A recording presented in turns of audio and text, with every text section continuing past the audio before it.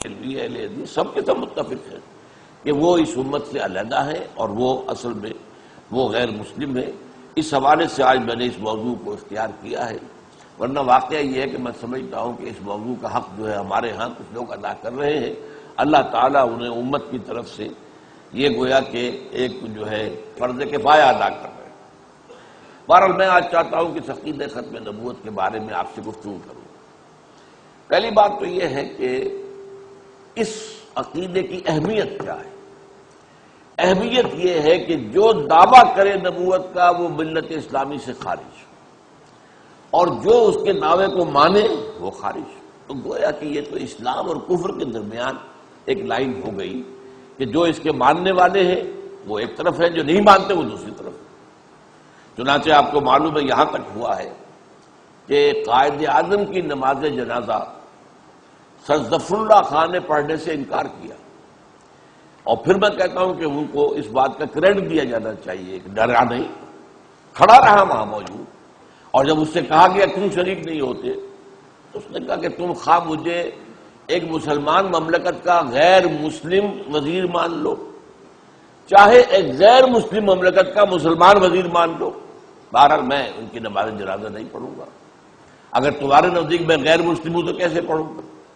اور میرے نزدیک جو ہے جس نے قائد نہیں مانا غلام احمد قادیانی کو تو وہ غیر مسلم ہے، تو قائد اعظم غیر مسلم ہوئے اس کے نزدیک، تو میں اس کی نماز جنازہ کیسے پڑھوں؟ تو بہرحال give the devil his due کہ اس نے بلبلہ اعتراف کیا، اعلان کیا، اور اپنے اس عقیدے کا جو منطقی نتیجہ نکلتا ہے اس کا اظہار کیا۔ یہ سوال بھی طے پوچھا گیا تھا غلام احمد قادیانی سے کہ یہ جو دوسرے مسلمان اپنے دعوے جو مسلمان ہیں وہ تو ہمیں غیر مسلم سمجھتے ہیں، ان کے بچے جو فوت ہو جائیں تو آیا ان کی بھی نماز جنازہ ہم پڑھ سکتے ہیں یا نہیں؟ اس نے کہا نہیں، اس لیے کہ وہ اگر بڑے ہوں گے تو وہ تو غیر مسلم ہی ہوں گے، اپنے باپ دادا کے دین پہ ہی جائیں گے۔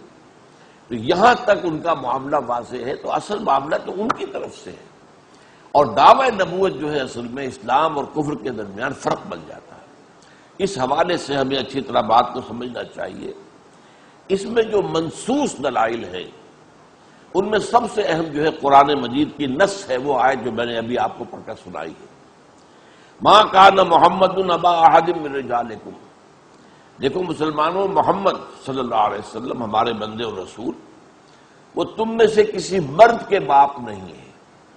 یعنی اللہ تعالیٰ نے حضور کو بیٹیاں دی ہیں، 4 بیٹیاں تھیں آپ کی رضی اللہ تعالی عنہن، لیکن آپ کو بیٹا نہیں دیا، دیا تو لے لیا، بچپن ہی میں لے لیا۔ حضرت خدیجہ رضی اللہ تعالی عنہا سے بھی آپ کے 2 بیٹے ہوئے، لیکن دونوں بچپن میں فوت ہو گئے، اور پھر آخری عمر میں آپ کو اللہ نے ایک بیٹا دیا جو کہ ماریہ قبطیہ سے تھا، اس کو بھی اللہ نے اٹھا لیا۔ تو کوئی بیٹا کسی مرد کے باپ نہیں ہے، ولیکن رسول اللہ و خاتم النبیین، بلکہ وہ اللہ کے رسول ہیں اور نبیوں کے خاتم ہیں۔ اب آپ پر نبوت ختم ہو گئی، اور کوئی سلسلہ یہ کیوں یہ آیت آئی ہے وَكَانَ اللَّهُ بِكُلِّ شَيْءٍ عَلِيمًا، اور اللہ تعالیٰ تو ہر چیز کا علم رکھتا ہے۔ یہاں یہ خاص طور پر آیت کیوں آئی ہے، کس سلسلے میں آئی ہے، اس کا جو سلسلہ کیا ہے وہ یہ ہے کہ جو واقعہ ہوا تھا بہت اہم حضور کی سیرت طیبہ میں، حضور صلی اللہ علیہ وسلم کی ایک پھوپھی داد بہن حضرت زینب بنت جحش رضی اللہ تعالی عنہا، حضور کی پھوپھی تھی حضرت امیمہ بنت عبد المطلب، ان کی بیٹی تھی۔ تو ان کی بیٹی کو حضور نے پیغام دیا حضرت زید کے نکاح کا۔ حضرت زید جو ہے یہ بچپن میں غلام بنا لیے گئے تھے، انہیں کہیں پر جھاپا مارا جیسے ہوتا تھا قبائل کے اندر، ایک قبیلے نے دوسرے پر حملہ کیا، وہاں سے مال و دولت گھسیٹی، اور اس کے بعد یہ ہے کہ کچھ لوگوں کو پکڑ کر بھی لے گئے۔ تو ان کو پکڑ کر لے گیا قبیلہ وہ جس نے حملہ کیا تھا ان کے قبیلے پر، انہیں فروخت کر دیا لا کر بازار کے اندر، بازار وقاص کے اندر، جہاں پر عام طور پر خرید و فروخت بھی ہوتی تھی۔ تو انہیں خریدا ہے حکیم بن حزام نے، جو بعد میں ایمان لے آئے رضی اللہ تعالیٰ عنہ، اور یہ واقعہ میں بیان کر رہا ہوں، ابھی حضور کی نبوت کا ظہور نہیں ہوا تھا۔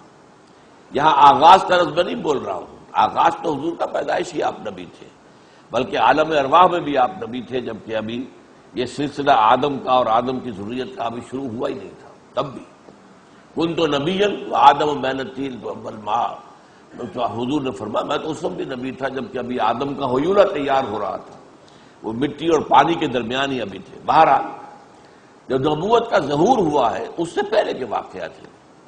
تو یہ انہوں نے آ کر حضرت، اور یہ بعد میں چونکہ ایمان لے آئے اس لیے میں نام لے رہا ہوں، حضرت حکیم بن حزام رضی اللہ تعالی عنہ، انہوں نے اپنی پھپھی کی، یہ بھتیجے تھے ان کے، تو حضرت خدیجہ کی خدمت میں پیش کر دیا ہدیے کے طور پر کہ یہ بچہ ہے۔ عمر ابھی چھوٹی تھی بہت، 8-10 برس کے تھے، تو وہ ان کے پاس رہا۔ اس کے بعد ابھی حضور کی شادی بھی نہیں ہوئی تھی حضرت خدیجہ سے، لیکن یہ کہ حضور کاروبار کر رہے تھے حضرت خدیجہ کی طرف سے نمائندے کی حیثیت سے۔ انہوں نے اس کو دیکھا تو پسند کیا کہ بہت اچھا لڑکا ہے، تو آپ کو مانگ دیا حضرت خدیجہ سے کہ یہ غلام آپ مجھے ہبہ کر دیں۔ حضرت خدیجہ نے ہبہ کر دیا، وہ حضور کے پاس رہے، اور یہ کہ حضور کی خدمت بھی کی، اور حضور کی برتاؤ سے اور رویے سے اس درجہ متاثر ہوا نوجوان کہ اس کے بعد اس کے قبیلے والوں کو پتہ چل گیا کہ ہمارا وہ بچہ جو تھا، جو لے گئے تھے لوگ اور ڈاکہ مار کر، وہ فلاں جگہ پر ہے بطور غلام۔ وہ پوچھتے تاچتے آ گئے، حضور تک پہنچ گئے۔ انہوں نے کہا جی یہ ہمارا بچہ جو ہے، آپ جو فدیہ چاہیں ہم دینے کو تیار ہیں، لیکن آپ ہمیں ہمارا بچہ واپس کر دیجیے۔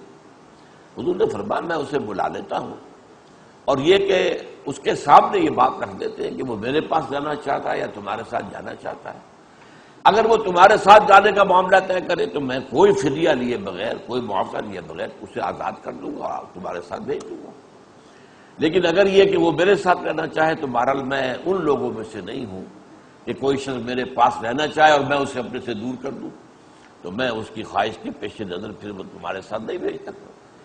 بلایا گیا، انہوں نے جب یہ سامنے بات آئی، انہوں نے کہا کہ میں جس شخص کے پاس رہ رہا ہوں میں دنیا کا بہترین شخص اسے سمجھتا ہوں، تو میں اس کے پاس سے جانے کو تیار نہیں۔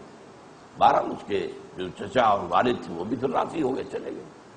لیکن پھر حضور نے باقاعدہ جا کر اعلان کیا لوگوں کے اندر مجمع میں کہ میں آج سے اس کو اپنا بیٹا بناتا ہوں، آزاد کرتا ہوں۔